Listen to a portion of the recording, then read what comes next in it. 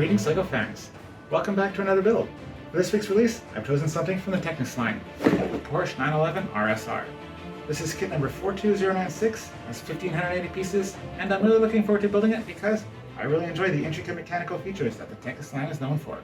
On the back of the box here, they talk about the pistons that go in and out as you roll it around, which of course I always find great, but I guarantee you there's going to be more features in here than that. So, let's get this thing unboxed because I'm really looking forward to getting this thing built.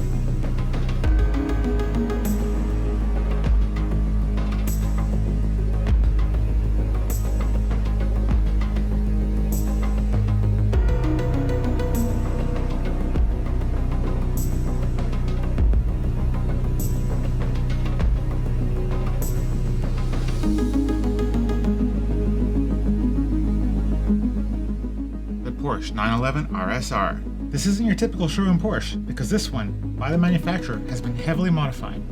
Not only has every inch of this car been modified for maximum speed, performance, and handling, but the materials and machine that go into manufacturing the speed of the car go well beyond the level of typical racing components because this one raises the bar to endurance racing. Being made of Lego, you can't really capture the fine engineering that you find under the hood of this car, but what you do get with 1500 pieces is a really nice large recreation of the sleek and stylish body of the classic Porsche. Starting in the front, as I tend to like doing, the jet black bumper and skirt is stylish, sleek, aerodynamic, and gives the front end an intimidating look which I find to be very appealing. I wouldn't recommend something with such low ground clearance on many of Montreal's pothole-filled streets, but cruising around on anything other than pristine racetracks wasn't what the designers had in mind. Moving on up to the front of the hood, we find the classic 4-point headlight that has become a standard look on many modern Porsches. Shifting a little further back to the hood, the Porsche 911 is really known for some very smooth curves over its entire surface, something which is really very difficult to reproduce in LEGO bricks. And despite the difficulties, I find the designer has done a really good job of recreating this, despite a little more blockiness in a few places. And as we continue down the side of this car, I find that the curves here actually match really well. I don't find any more of those little blocky bits that bothered me over the front wheel well. as they've included all these little curved pieces that make all the smooth lines appear just as I would like them to. Coming to the back of the car, the white paint job of the body gives way to the black and red highlight look that we have in the front, which I find goes a long way to making the back look almost intimidating as the front. Back here, we have the twin exhaust, mounted centrally and higher up than a standard vehicle, because up at this height, you get a little more power out of the engine. And just beneath that, we have this really weird looking bumper. I'm not really sure what this is about. Maybe it gives more aerodynamics, maybe it has some other features, I really couldn't say. And on the sides, we have this pair of red taillights, which I find to look really striking. Making our way into the interior, opening the driver's side door, the first thing we find is a map of the race course, ensuring that our driver knows what curves are coming up at all times. To the right of that, we have a pretty high-tech steering wheel, loaded with all kinds of buttons and displays, giving our driver more controls and features available at his fingertips. And, of course, the steering wheel works, because as you turn it, so do the front wheels. And again, moving a little further to the right, in the center console, we have another computer system. On the bottom part, a whole bunch of buttons, not sure what this is for, but on top we have a little display showing the two race cars that are ahead of this one, indicating that at best this car is currently in third place in the race, so our driver better get a move on. And for the final scene inside the cab, we find that the passenger seat has been removed, because in a race car, you only have the driver, and that's just extra weight. In its place, there's a bunch of pieces here with some extra wires, and I'm not sure what's going on here, but I'm sure any race enthusiast will be able to fill in the comments below and clue me in. And for the final interior scene, flipping over the trunk reveals the 6-cylinder engine and the rear differential. In this car, the engine is mounted more horizontally, giving you a slightly different perspective than what you see on most other LEGO vehicles. Typically, you get to see the heads of the cylinders moving in and out as the car rolls around, but mounted on the side here, you really can't see them. But what you do get to see is the bottom of the pistons. You get to see more of that internal mechanism and how it moves them in and out, so that's still pretty cool.